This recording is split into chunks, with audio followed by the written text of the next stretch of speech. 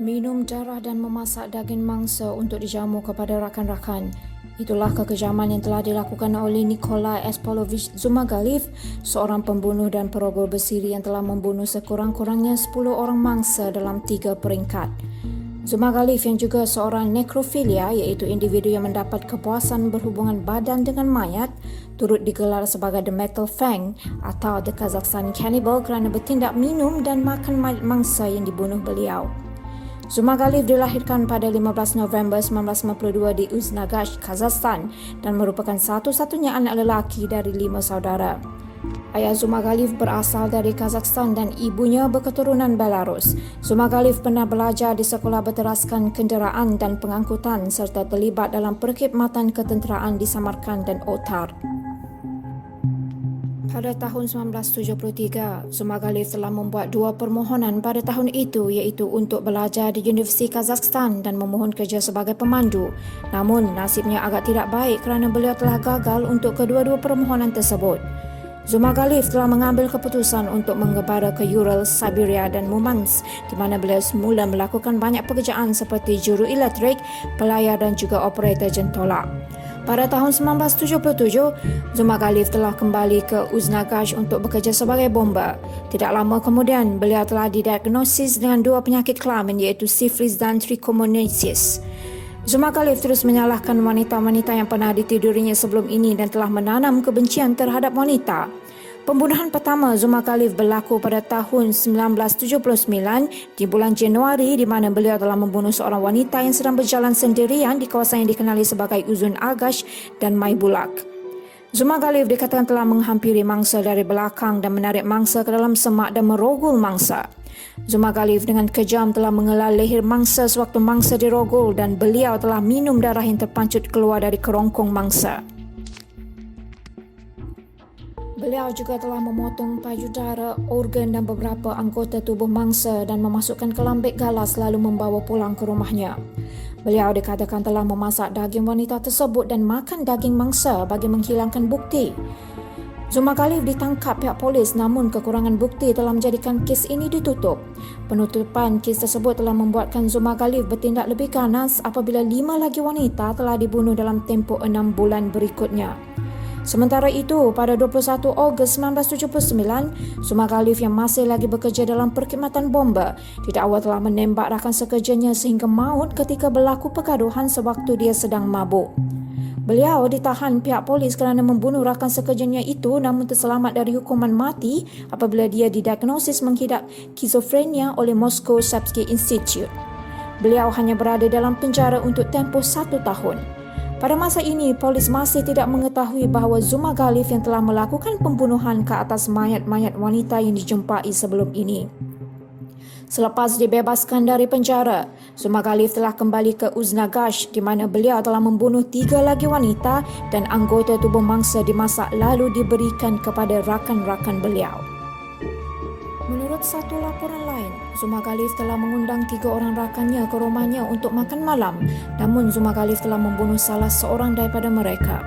Sewaktu memotong rakannya itu, 2 rakan Zhumagalev yang berada di ruang bersebelahan telah mendengar sesuatu yang pelik dan terus mengintai gerak-geri Zhumagalev tanpa disedari beliau. Apabila mereka melihat Zhumagalev membunuh rakannya itu, mereka berdua telah berjaya melarikan diri dan membuat laporan polis. Apabila polis tiba, Zhumagalev telah berjaya melarikan diri. Walau bagaimanapun, beliau telah ditahan keesokan harinya di rumah sepupunya. Ketika berada dalam tahanan, Zhumagalev telah mengaku membunuh beberapa wanita dan menyatakan bahawa kesemua wanita tersebut adalah pelacur. Beliau membunuh wanita-wanita tersebut kerana ingin menghapuskan aktiviti pelacuran. Zhumagalev sekali lagi telah dibicarakan pada 3 Disember 1981, namun sekali lagi disahkan mempunyai masalah mental. Pada kali ini, pihak mahkamah telah memutuskan untuk beliau dihantar ke sebuah hospital mental untuk rawatan lanjut. Zhumagalev telah ditempatkan di sebuah hospital mental untuk rawatan sehingga 29 Ogos 1989. Beliau telah melarikan diri dari tahanan ketika dalam perjalanan ke hospital mental yang lain. Beliau telah melarikan diri dan bersembunyi di Kyrgyzstan dan menjual tanaman liar bagi menyara hidup. Zuma Khalif mendakwa berasa tidak tenteram kerana percaya bahawa pihak berkuasa masih memburu beliau. Justeru itu, beliau telah menghubungi seorang rakannya di Moskow dan mengarahkan rakannya itu untuk menghantar sepucuk surat kepada keluarganya di kampung halamannya di Uznagash. Intipati surat tersebut menyatakan bahawa beliau kini berada di Moskow dan tidak akan kembali ke Uznagash. Tujuan utama Zuma Khalif melakukan perkara ini adalah untuk meyakinkan keluarga dan pihak polis bahawa beliau tidak berada di dalam negara bagi melarikan diri diburu dan ditangkap pihak polis. Zuma Khalif telah hidup seperti pelarian sehinggalah pada April 1991 apabila beliau sendiri telah membuat rancangan melakukan jenayah ringan bagi menahan dirinya sendiri supaya dihantar ke penjara dengan menggunakan identiti palsu. Beliau telah mencuri beberapa kambing biri-biri di Fergana, Uzbekistan dengan harapan akan ditangkap dan dipenjarakan di Tashkent, ibu negara Uzbekistan. Setelah ditangkap, Zuma Khalif mengaku mencuri dan mendakwa bahawa beliau adalah seorang warga negara China. Apabila disoal siasat pihak polis, beliau tidak dapat menjelaskan bagaimana dia memasuki negara Soviet Union jika berasal dari China. Polis Fergana curiga dan meminta bantuan dari pihak polis Moskow. Akhirnya, seorang detektif Moskow, Yuri Dubyagin, telah ke Fergana dan beliau dengan segera mengenali Zuma Khalif. Zuma Khalif sekali lagi dihantar ke Hospital Psychiatry. Setelah beberapa ketika menjalani rawatan di Hospital Psychiatry, Zuma Khalif telah disahkan waras dan pihak hospital berusaha untuk menghantarnya pulang ke kampung halaman namun ditentang oleh penduduk setempat.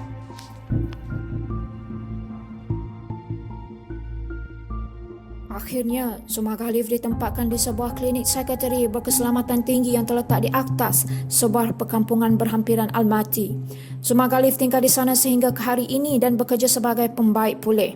Pada September 2014, Zuma Khalif telah disabitkan dengan semua pertuduhan membunuh mangsa-mangsa yang dijumpai pada tahun 1990-an. Sekitar Januari 2016 pula, tersebar satu kabar angin di WhatsApp dan Facebook menyatakan bahawa Zuma Khalif telah berjaya melarikan diri dari klinik psikiatri itu. Namun, pihak polis telah mengesahkan kepalsuan berita yang tersebar dan berjaya menahan seorang pelajar perempuan berusia 21 tahun yang menjadi dalang penyebaran berita palsu ini. Pelajar perempuan ini yang juga berasal dari kampung halaman Zuma Khalif telah ditahan dan mengaku salah atas penyebaran berita palsu itu. Sehingga ke hari ini, Zuma Khalif masih lagi berada di klinik psikiatri tersebut dan mahkamah serta pihak hospital perlu mengesahkan beliau benar-benar waras sebelum dibebaskan keluar.